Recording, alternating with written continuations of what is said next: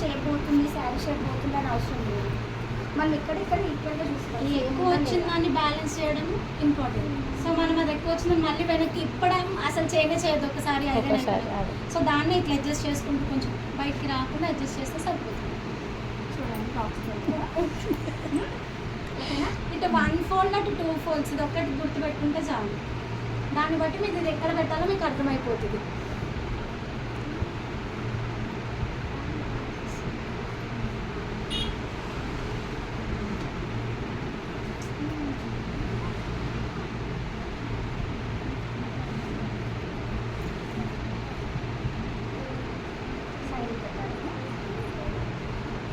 Iron చేస్తే మీరు ఇప్పుడు ఐరన్ చేస్తారు మీకు పర్ఫెక్ట్ చేస్తారు. ఇది ఎన్ని ఫోల్డింగ్స్ అని ఏం లేదక్క. ఇది ఎంత లెంత్ ఉందో ఇందులో బట్టే అన్ని ఫోల్డ్ చేస్తే చాలు, బయటికి రాకుండా. అంతే. ఇప్పుడు అది ఎంత పడితే సరిపోతుందో అంత పడితే మీకు ఐడియా ఉంటుంది కదా ఇది ఎంత పెడితే ఇరవకపోతుందో అనేది.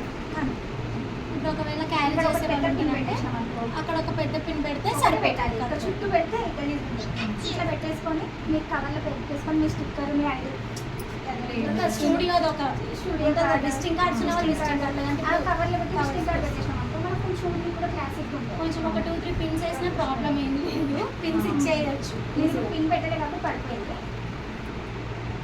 ఇక్కడ సైడ్ పెట్టాలా లేదా ఇవన్నీ ఫోల్డ్ చేస్తారా? ఇవన్నీ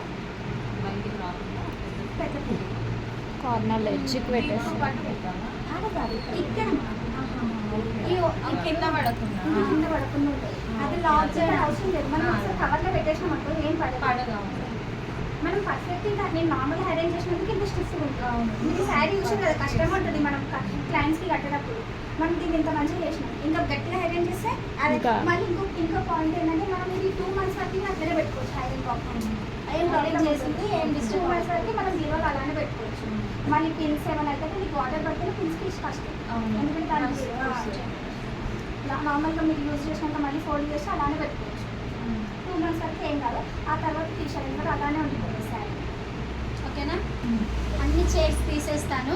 మంచి కాటన్ బెడ్ అర్థమైతే ఏమైనా డౌట్స్ ఉన్నాయా? మళ్ళీ చేర్పిస్తాను కదా మీకు అర్థం కానీ నష్టం. ఏమైనా డౌట్స్ ఉంటే చెప్పండి, మళ్ళీ నేను చూపిస్తాను. అర్థం అయిపోయింది.